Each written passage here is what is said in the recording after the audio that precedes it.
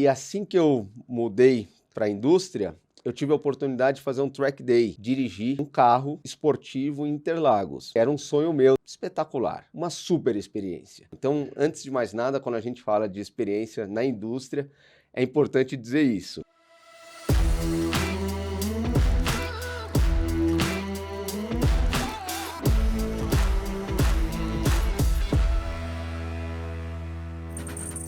Olá pessoal, aqui quem fala é o Cristiano Bem, bem-vindos ao nosso ACX Cast, o videocast da comunidade Amigos CX. Hoje estou com um convidado super especial, Marcelo Santiago, que é Head de Customer Experience e Digital e Data da Nissan South America.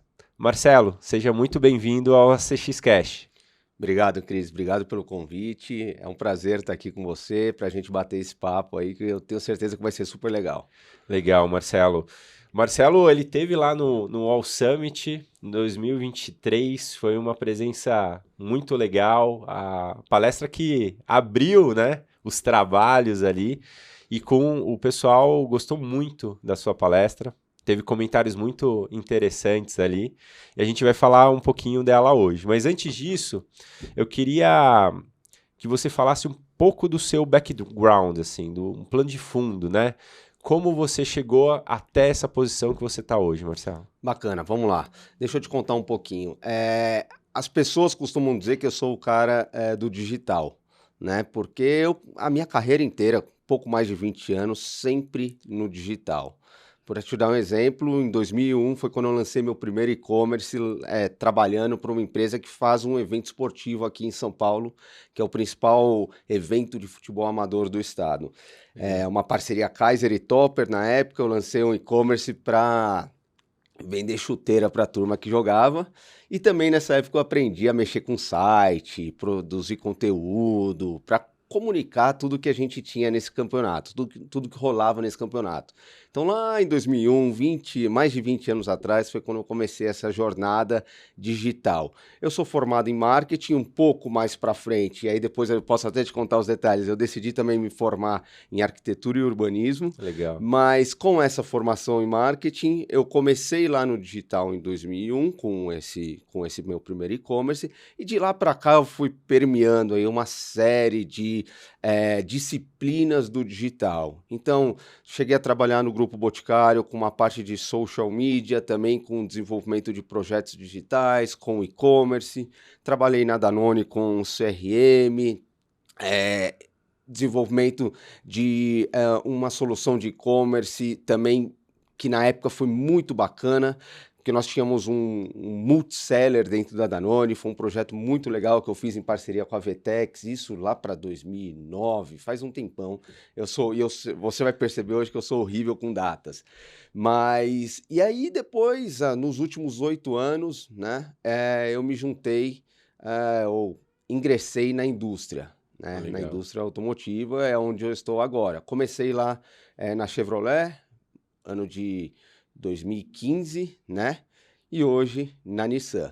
Mas assim, como eu te falei, sempre com desenvolvimento de projetos, que eu diria para você que é a minha grande especialidade, desenvolvimento de projetos digitais. Já desenvolvi aplicações e soluções para a ponta, para o vendedor de peças da concessionária, para a pessoa que vende os produtos de cosméticos lá na ponta, também no Boticário. Já desenvolvi uma série de soluções digitais. O que é interessante é que, falando dessa minha jornada, né, e desses 20 e poucos anos, talvez há uns 10 anos atrás, eu escutei de um amigo meu que eu, na verdade, me dizia ser um cara do digital, mas não era isso que, de fato, não era esse o meu principal papel dentro das companhias. O meu principal papel, de acordo com esse meu amigo, que depois eu fui entender que isso é um fato, é um papel de um agente transformador. Né? O Legal. digital é o meio, mas o que as empresas buscam sempre que me convidam para participar dos seus desafios, e a minha principal função dentro dessas empresas que eu comentei com você, sempre foi ajudar na transformação do negócio. Seja no momento de você, né, virar o navio do off para o on, ou seja, também no momento de você trazer aquele impulsionamento na transformação cultural que a empresa precisa. E aí a gente vai entrar em várias outras coisas que a gente vai poder conversar aqui legal também. Legal. Uso de dados, ah, uma nova forma colaborativa de se trabalhar, né? Aquela visão de que ninguém é dono de nada, todo mundo constrói junto e por aí vai, né? Uma Uhum. nova forma de gestão, uma nova forma de interagir com as outras áreas, outras funções. Então a minha carreira, ela começa no digital, sempre sendo aquela pessoa, aquela figura um pouco estranha, que ninguém sabe muito bem o que faz dentro da empresa, mas as pessoas começam a entender que a partir daí além de impulsionar resultado, impulsionar o negócio, ajudar a mudar o negócio, eu tenho o papel de ajudar a transformar a cultura da empresa, que eu diria para você, hoje, o tema que me faz mais apaixonado pelo meu trabalho, poder influenciar na cultura e na transformação de fato do negócio. E aí a gente Pô, chega legal. no mundo de hoje, que é na Nissan, e aí liderando toda a área de Customer Experience, com muita coisa legal também acontecendo. É, trajetória riquíssima aí, muito legal. E, cara, eu reparo que, Marcelo, você tem uma experiência muito válida em vários setores, no sentido, quando a gente está falando, né? Numa Danone, né? O cliente ali, B2C total, né? Mas aí, no setor automotivo, é B2B2C também, né? Tem um certo desafio ali. Como que você vê é, a mudança desse consumidor durante esses últimos anos? Ele mudou muito? Ele mudou pouco? Como que foi essa transformação? Já que a gente vai falar dos últimos anos, então vamos falar da mudança do consumidor, principalmente na indústria que eu estou agora, né? Pode Porque ser, a gente maravilha. está focando nos últimos 8 anos. Tá. Eu acho que a principal questão, isso é indiscutível, é que o consumidor, quando entra numa concessionária, seja de qualquer marca, tá? Não estou aqui só com o chapéu da Nissan, estou falando da indústria, ele já sabe o que quer, Tá. tá? Também a gente sabe que cada vez mais os produtos são parecidos, né? A gente tem posiciona os produtos, segmentos, etc. E esse cliente ele já fez toda a jornada de decisão de compra dele no digital. Então a grande mudança é justamente o fato de que ele já chega lá para comprar, ele já sabe o que ele quer. Né? Eu Tá. vou te dar um exemplo, e você vai lembrar disso de alguma forma na sua infância. Antigamente, os pais iam comprar o carro, né, da família. Geralmente o pai fazia uma visita sozinho, Aham. né? Porque ele estava Exato. mais na questão racional, será que dá, será que não dá, né? O financeiro, etc. Depois ele levava a esposa para ver se gosta, então a gente já está indo um pouco mais pro emocional. E ainda tinha até aquela visita com as crianças, com a família. Sim. Olha, isso aqui é o que o pai está querendo comprar para a gente, ou a mãe está querendo comprar como um carro da família. Então tinha esse ambiente, tinha esse momento de, né, vamos se aproximando daquele sonho. Porque é importante dizer, né, diferente daquele momento de Danone, na indústria a gente está falando de um sonho, né, um investimento alto, né, um desembolso bastante alto, né, para você comprar o carro. Ainda assim, é o segundo maior investimento que a gente faz depois da casa, Uhum. né, então é importante levar isso em consideração. Mas mesmo com essa importância desse investimento, as pessoas se sentem cômodas hoje já para tomar toda a decisão de compra no meio digital, até porque está tudo lá, né, as marcas estão presentes, existem diversos canais verticais que falam sobre fazem comparativos, você pode acessar um Reclame Aqui para entender problemas de produto, você tem tudo na mão, né? Inclusive, se você vai hoje numa concessionária, de novo, seja da marca que for, você vai ver que a maioria dos vendedores que estão lá dentro estão trabalhando no celular, eles estão vendendo o carro. Uhum. Né? Eu fui fazer uma Sim. visita no interior de São Paulo e entrei na concessionária com o dono da concessionária e um silêncio dentro da concessionária, um dos principais concessionários no interior do estado, né? Aliás, estado de São Paulo que é muito forte na venda de veículos. A gente entrou e todos os vendedores estavam no celular. E o dono da concessionária não não fez qualquer menção de achar aquilo estranho. Quando a gente chegou na sala dele, ele virou para mim e falou assim: você sabe que eles estão trabalhando e O eles que estão está vendendo carro, acontecendo, né? né? É Legal. assim que a minha equipe trabalha muito forte no dia a dia, no WhatsApp, olhando ofertas, buscando eh, ajustar preço de acordo com o calor do mercado naquele dia. Então a Legal. coisa é mais viva. Os vendedores estão mais próximos dos clientes através das ferramentas digitais e o cliente toma essa decisão antes de ir na concessionária. Na hora de ir na concessionária é para assinar, tomar um café e levar o carro embora. Entendi. E você acha que a pandemia impulsionou isso de certa forma? Totalmente. A empresa na indústria automotiva que não acelerou o seu desenvolvimento digital nos últimos tempos ficou para trás, Sim. né? Porque eu acabo de dizer aqui para você, Cris, que é onde as pessoas tomam decisão. Então você precisa ter todas as ferramentas possíveis para ajudar nessa tomada de decisão.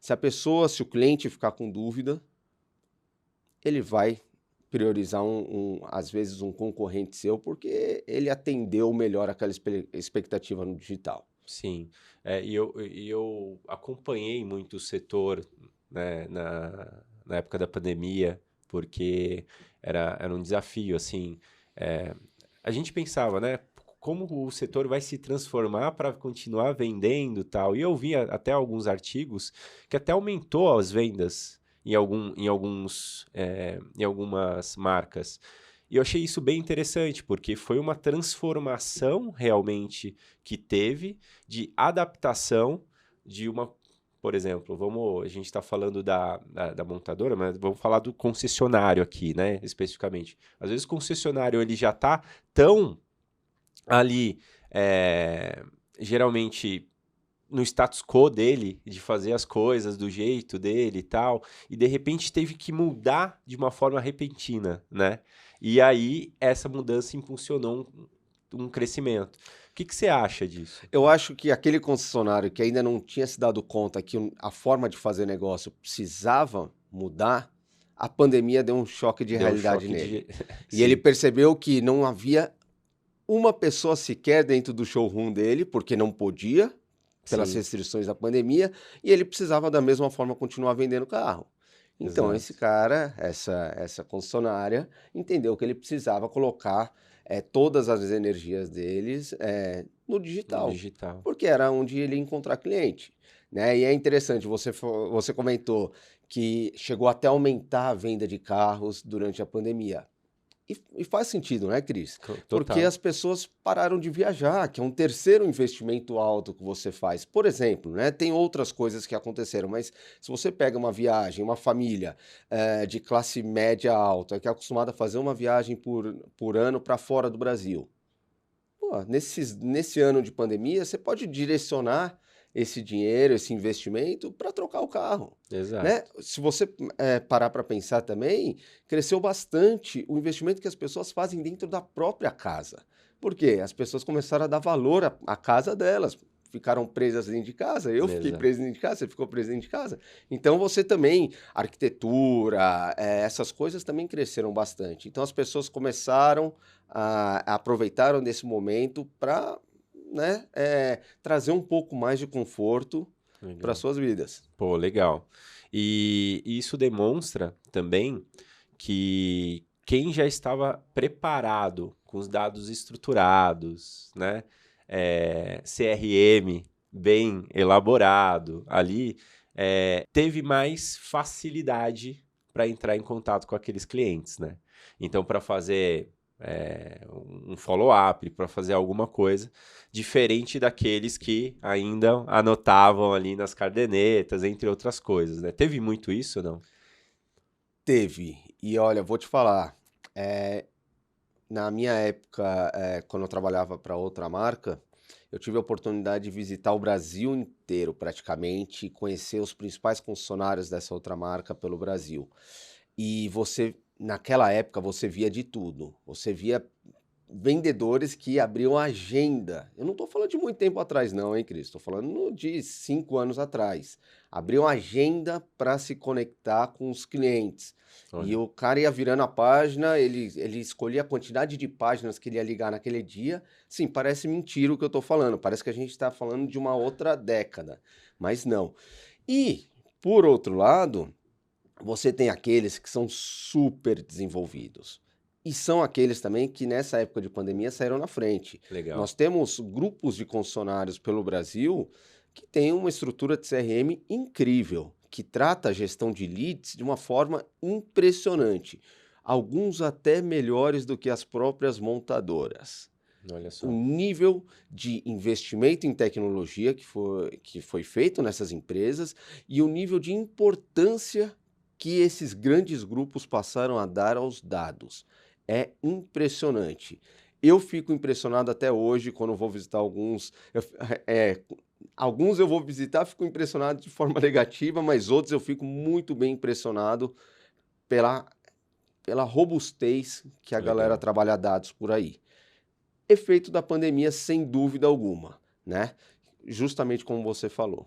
Eles veem a importância do dado ali, né? O dado bem trabalhado, e quando a gente está falando de dado, principalmente para o mercado ali, é uma venda, possivelmente, né? Um dado bem tratado ali. Então, muito legal essa percepção. Me fala um pouco mais da Nissan como um todo. Quem é a Nissan hoje? Olha, falando da Nissan como um todo, a Nissan, como você sabe, é uma marca japonesa, presente já há algum tempo aqui no Brasil. Nós temos lá nossa fábrica em Resende, Entendi. né, onde a gente tem os nossos Versas e Kicks sendo produzidos. Nós temos também uma fábrica, uma operação em Santa Isabel, da onde vem principalmente a nossa Frontier, né? Escritórios aqui em São Paulo, uma empresa japonesa muito bacana, com uma agilidade do negócio bastante interessante quando a gente olha para dentro da indústria, Legal. né? E uma empresa que vem aos poucos aí crescendo no mercado brasileiro. Como você sabe, eu atuo à frente da Nissan em Customer Experience no Brasil, na Argentina, no Chile e no Peru, Legal. né? E nós temos aí os nossos escritórios, a nossa presença nesses 4 países. Legal. E hoje, como vocês estão tracionando a disciplina de Customer Experience, experiência do cliente na Nissan, na região? Nós lançamos de fato a área de CX da Nissan em janeiro de 2019. Legal. Mais precisamente dia 7 de janeiro, porque foi exatamente o dia que eu cheguei na empresa com essa grande missão que é iniciar essa frente de CX na empresa. Ah, Isso de lá para cá, Cris, tem crescido muito e a gente tem feito muitas coisas dentro da área de CX. Primeiro que já existe uma estrutura global de Uhum. CX na Nissan, né? Que diferente do que as pessoas pensam, Nissan, Japão, o nosso time de CX fica em Londres, fica lá em UK, Uhum. mais central para ter mais acesso a tudo que vem aí, né? O coração do mundo lá, né? E é o time que nos apoia com toda a parte de desenvolvimento estratégico. Então, lá em 19 foi quando a gente começou a desenvolver e mapear toda a jornada do cliente, algo que nós estamos muito bem avançados na Nissan. E eu tenho muito orgulho de dizer que a gente hoje tem uma visão da jornada do nosso cliente de ponta a ponta. Muito E o legal. mais importante, sem, obviamente, desconsiderar o papel fundamental que o concessionário tem dentro dessa jornada. Porque é muito fácil você querer olhar a jornada no que está ali, né? Perto das suas mãos, o seu quintal. Mas quando a gente inclui também os concessionários nessa visão de jornada, traz uma complexidade, mas também traz uma riqueza muito grande. Então a Nissan, hoje, dentro da disciplina de CX, tem uma jornada muito bem mapeada, tem uma integração entre as funções de marketing e vendas que trabalham mais próximas com o cliente muito bacana, Hum. né? Uma área de qualidade do cliente, Customer Quality, muito próximo ao time de CX, Customer Care muito próximo ao time de CX, todo o time de pós-vendas, que a gente chama de vendas futuras ou Future Sales, também muito próximo da gente. Então, muita coisa acontecendo. E, óbvio, como a gente falou, em paralelo, a implementação de uma série de iniciativas digitais que ajudam a gente a acelerar e aproximar do nosso cliente e um plano de fundo, que eu tenho certeza que daqui a pouco a gente vai falar sobre isso, que é a nossa grande estratégia de dados, que vai conectando aí todos os pontos do cliente para fazer a gente conhecer verdadeiramente quem é o cliente da marca Nissan. Então a gente começa com uma estrutura de CX em 2019, identificamos a jornada de ponta a ponta, integramos as áreas internas para que todo mundo olhe para o mesmo lugar, entenda, tem a mesma visão do cliente dentro da empresa, e a partir daí a gente começa a desenvolver uma série de projetos, de iniciativas. Pô, muito legal. É bom ver essa jornada e principalmente você compartilhando etapa por etapa, porque não é algo do dia para a noite, né? É um processo ainda mais, é uma jornada mesmo, né? É ainda mais falando de uma empresa tão grande assim, né? Dentro disso, o concessionário ele tem um papel fundamental ali, né? Porque ele é dentro desse ecossistema, ele é um ator ali, um parceiro estratégico para vocês, né? Não sei se eu posso falar assim, se parceiro estratégico, mas como você vê o concessionário nessa jornada do cliente? Não tem como responder diferente, a não ser dizendo de que é quem aperta a mão do cliente, tá? Então, quando a gente olha a jornada de compra de um veículo ou de execução de um serviço, o protagonista disso é justamente o concessionário, Sim. né? Porque é ele que está na ponta, ele que vive o dia a dia, Ele é a face, né? Ele é a face, ele que respira. Então, toda a estratégia que nós desenvolvemos, ferramentas que a gente desenvolve, é justamente para facilitar a vida do nosso principal ator lá, que é o concessionário, no dia a dia Legal. do trabalho dele. Então, acho que isso é muito, muito bacana. Deixa eu voltar num ponto. Claro. Você falou, a gente estava aqui conversando um pouco sobre a importância da gente fazer passo a passo, né? Quando a gente começou no desenho da jornada, etc. Tão importante quanto esse passo a passo é a gente entender, a gente como profissionais de CX, de que antes da gente querer se conectar com o nosso concessionário ou antes da gente querer se conectar com o nosso cliente, é importante a gente conseguir se conectar como empresa. Então, esse foi um dos passos principais que nós demos na Nissan antes da gente avançar dentro da nossa jornada, né? Isso eu falei um pouco lá no na palestra lá do Summit, que é justamente, a gente precisa conectar pessoas para a gente poder se conectar às pessoas, que são os nossos clientes. Então, todo aquele trabalho que eu falei para você, da gente integrar com as áreas que tem interface com o cliente, antes da gente sair falando com o cliente, esse trabalho para mim é uma etapa, assim, fundamental e não dá para sair sem isso. E como vocês fizeram isso? Porque, assim, eu gosto muito da gente aprofundar um pouquinho para exemplificar de uma forma um pouco mais prática para o pessoal que está nos assistindo e, putz, quero fazer isso dentro da minha organização. É lógico que tem os seus contextos culturais, tem todas as realidades, mas como vocês fizeram isso lá? Bom, desde a forma organizacional, até algumas iniciativas práticas que eu vou te contar. Mas falando da organização, hoje CX está abaixo da área de marketing e vendas e tem nas outras funções que tem contato com o cliente, funções que estão ao lado, né? Então, isso já facilita, porque a gente participa dos mesmos fóruns, a gente discute juntos as iniciativas e CX está inserido no negócio, né? Então, acho que esse é o primeiro passo e essa é uma decisão tomada pela organização que contribuiu muito para isso.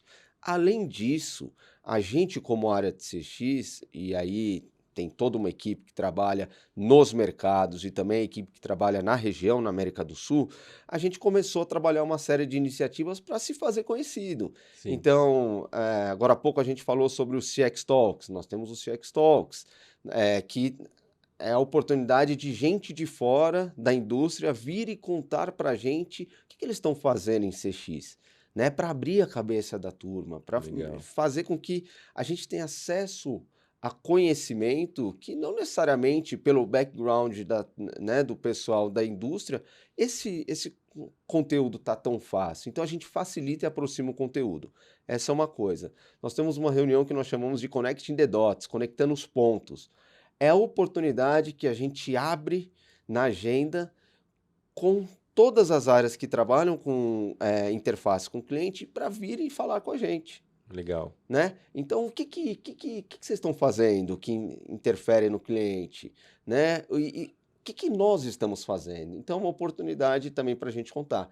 Nós temos os nossos comitês executivos, que também é a oportunidade da gente mostrar o resultado, né? Porque, vamos lá, é importantíssimo também. CX só cresce na Nissan, como tem crescido nos últimos anos, porque a gente vem conseguindo trazer resultados e impulsionar algumas iniciativas da empresa. Isso é importante também. E Legal. comunicar esses resultados também é bem, bem bacana.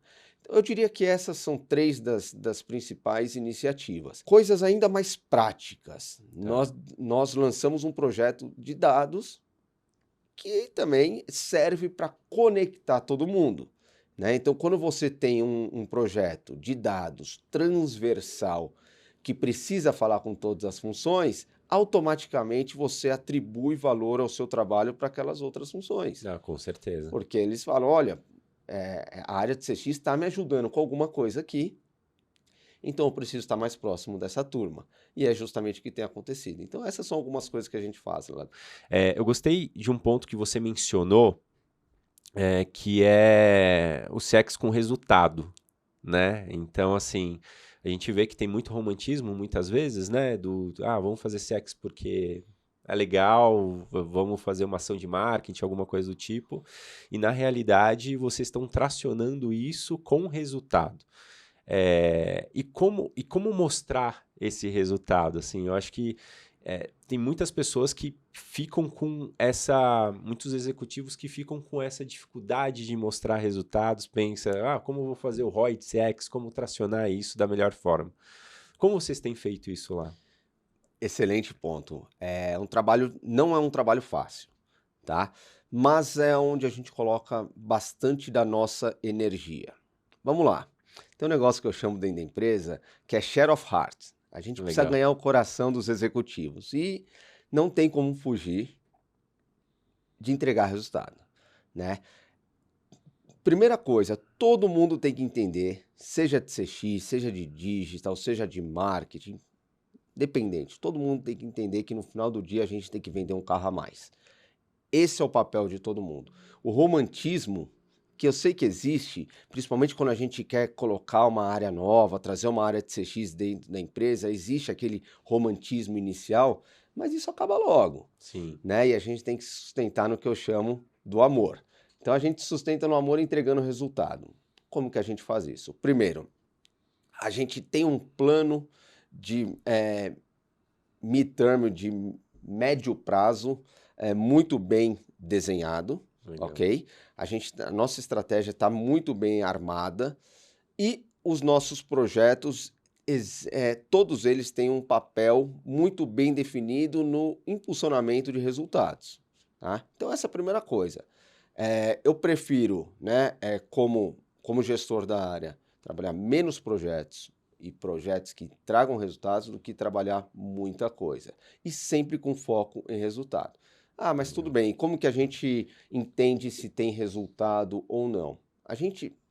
Nas operações, se você olha a operação da Nissan no mundo inteiro, nós somos a primeira operação que está fazendo uma análise de mensuração de impacto dos nossos projetos na jornada.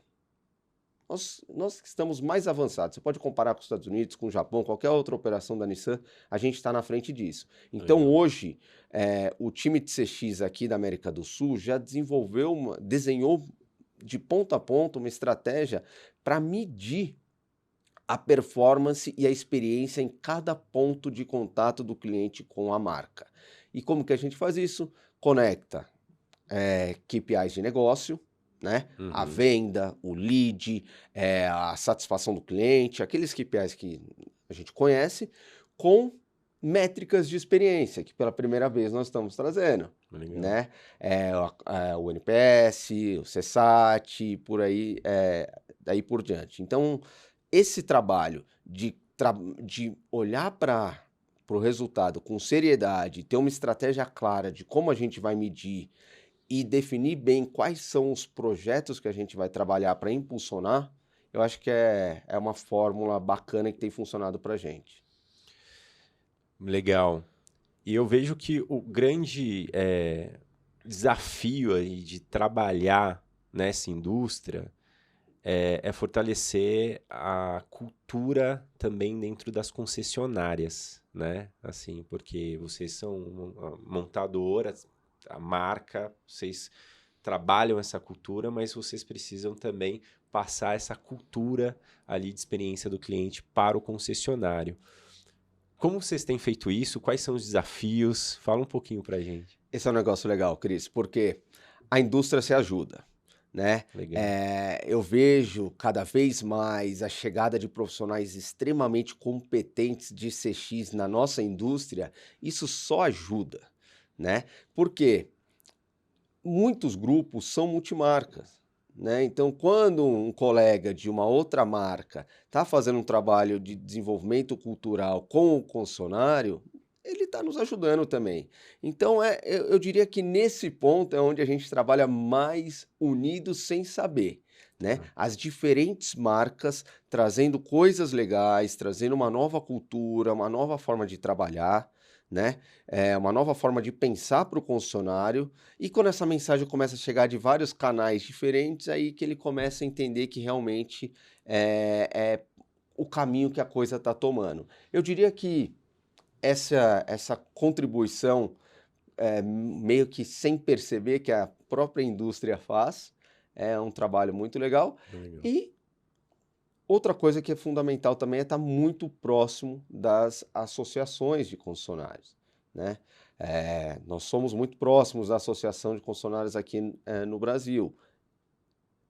Dar oportunidade para essas pessoas que estão ali representando a rede de contribuir com o desenvolvimento dessa cultura, desses projetos, desse pensamento voltado a dados, né? Incluir o concessionário nas discussões e não só colocar o concessionário como alguém que implementa, Uhum.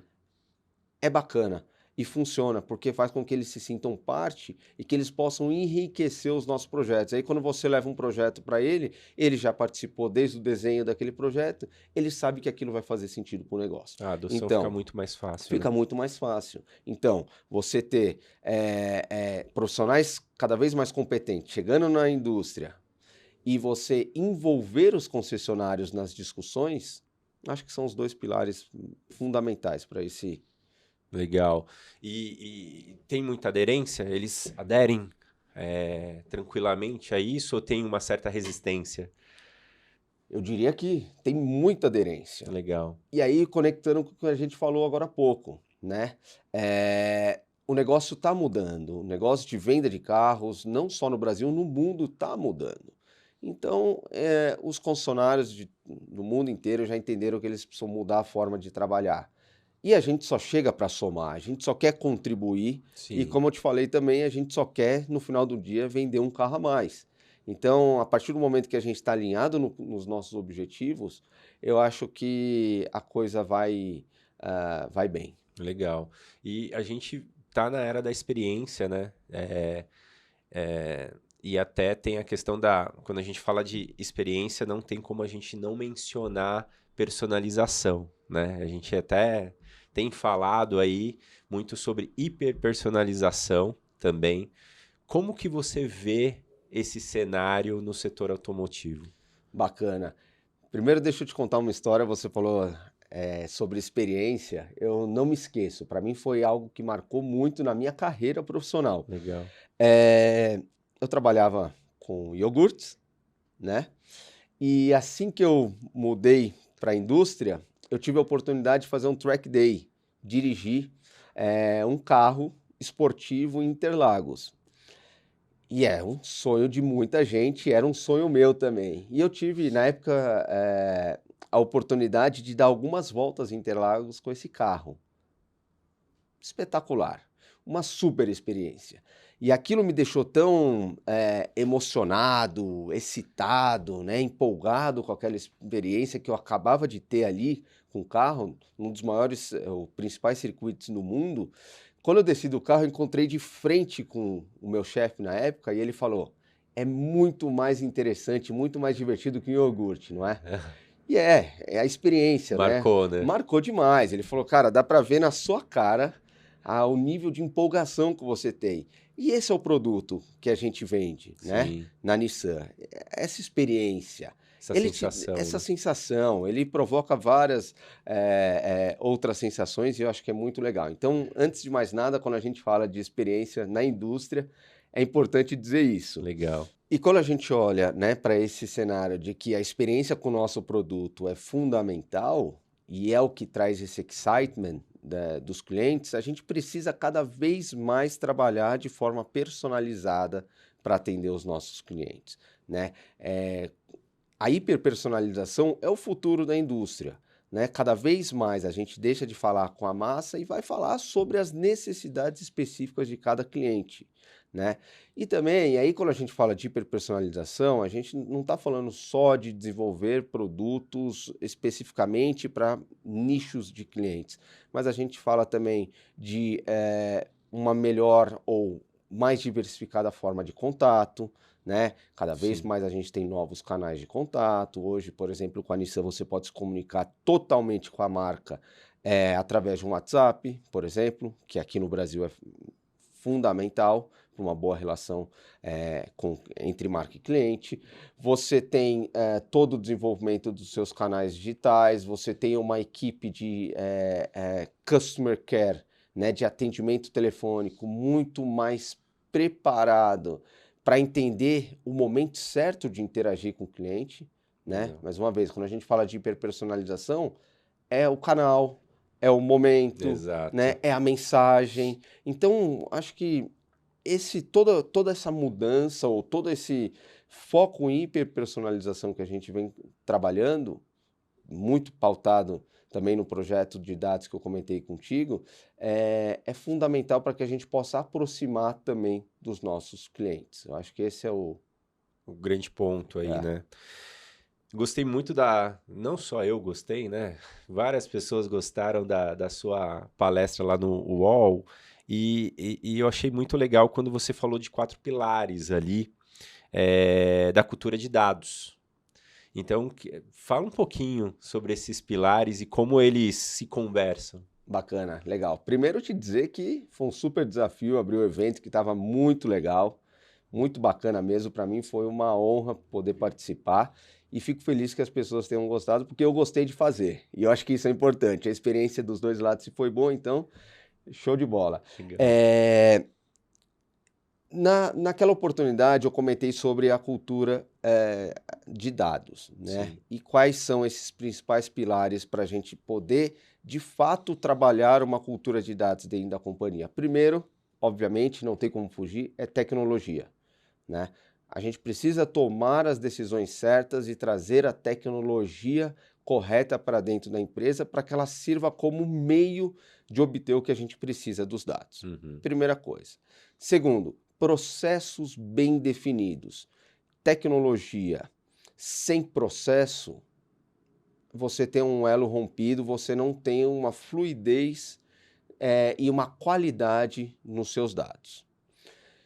Para você poder garantir processos, você precisa garantir o terceiro pilar, que é o treinamento. As pessoas precisam estar treinadas, certo? Vou te dar um exemplo.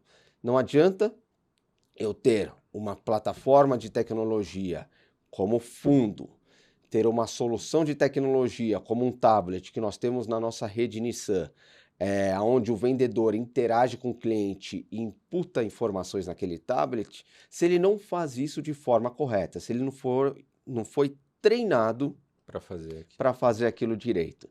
Entendeu? Então, o treinamento é fundamental. E para mim, algo que tem que.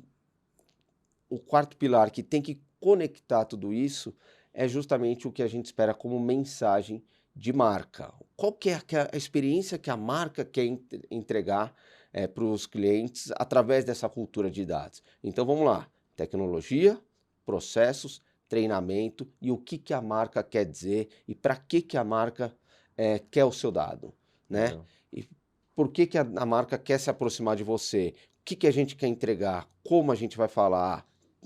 Para mim, esses são os 4 pontos principais e foi um pouco do que eu falei lá no Summit. No All Summit. É. Legal. E quais são os próximos passos agora? Quais são os desafios que vocês... É lógico que não é algo que não é projeto, né? É uma jornada. Então, o que vocês estão mirando aí para os próximos quarters? Olha, Dos desafios de CX. sim, sem dúvida. Eu diria para você que é um ano bastante interessante. Nós vamos continuar crescendo o time de CX com novas iniciativas. Então, nós vamos continuar acelerando toda a nossa parte de digitalização.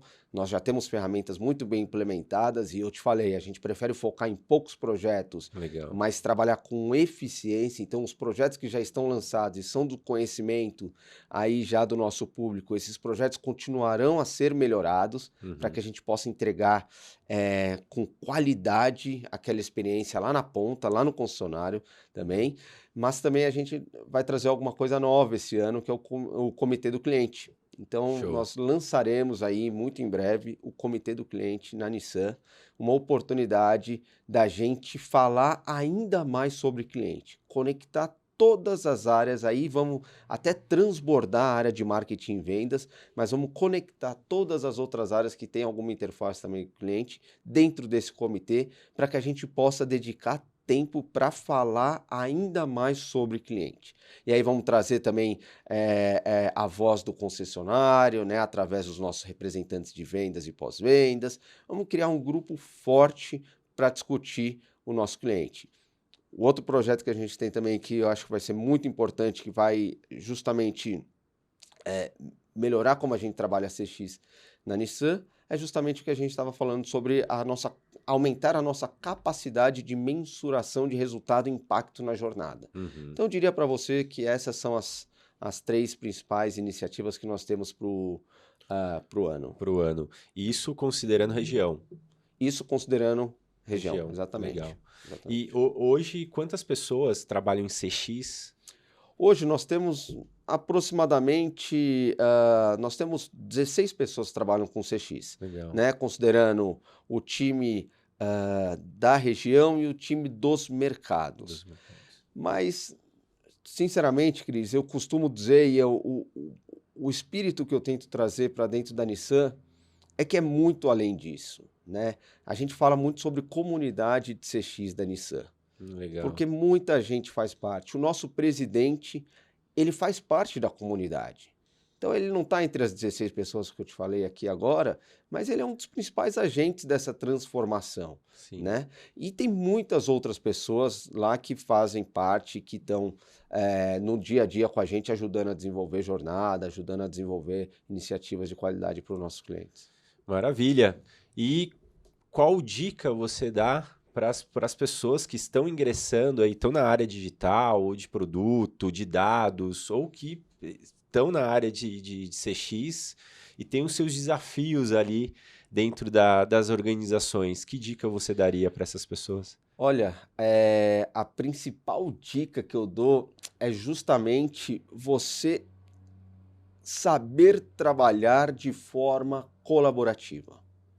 O trabalho colaborativo, ele move montanhas. E se eu estou dizendo isso do meu ponto de vista da indústria automotiva, que ela tem a sua certa fama de ser um pouco mais dura, eu tenho certeza que qualquer um pode fazer. Então, antes de querer trabalhar muita teoria, antes de querer sair implementando muitos projetos, começa pela interação entre pessoas.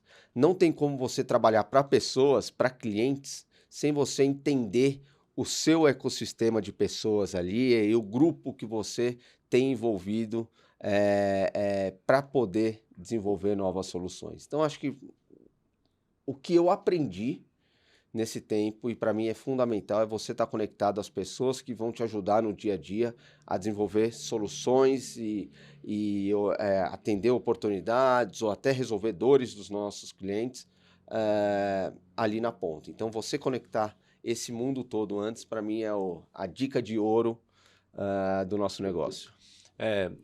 A gente acredita muito na comunidade que o aprendizado colaborativo você consegue avançar muito mais rápido, né? E trabalhar de forma colaborativa também, né? Porque você, de certa forma, igual você mencionou, o CX precisa hoje ser uma área para impulsionar e articular, né? Mas a mentalidade de CX é de toda a empresa, né? Marcelo, cara, super obrigado pela presença. Eu sei que sua agenda é super corrida, a gente já tentou marcar, remarcar, mas finalmente deu. Fico super grato de você ter vindo aqui, pela nossa audiência também. Deixa suas redes sociais, não sei se você quer compartilhar, seu LinkedIn, as redes Nissan. Bom, meu e-mail é marcelo.santiago@nissan.com.br. Adoro trocar ideias, então estou super aberto aí para que a gente possa continuar, estender essa conversa. Tem muita coisa para falar, foi super legal esse nosso bate-papo. Dá para a gente continuar a falar, aprofundar em muitas coisas. E meu LinkedIn também, as pessoas podem me achar lá como Marcelo Santiago, acho que tá fácil. E tamo lá para a gente continuar interagindo com a nossa grande comunidade. Estava falando de comunidade de CX da Nissan, eu acho que é muito legal todo o trabalho que vocês fazem aqui, Cris, é justamente Legal. impulsionar a comunidade de CX no Brasil, né? Então, fico muito feliz de poder contribuir e estou sempre à disposição de vocês aí para a gente bater um papo e trocar ideia. Super obrigado, Marcelo. Gente, também segue o nosso canal no YouTube e toda quarta-feira, às 12 horas, meio-dia, sempre um episódio novo aqui para você. Um grande abraço e até mais.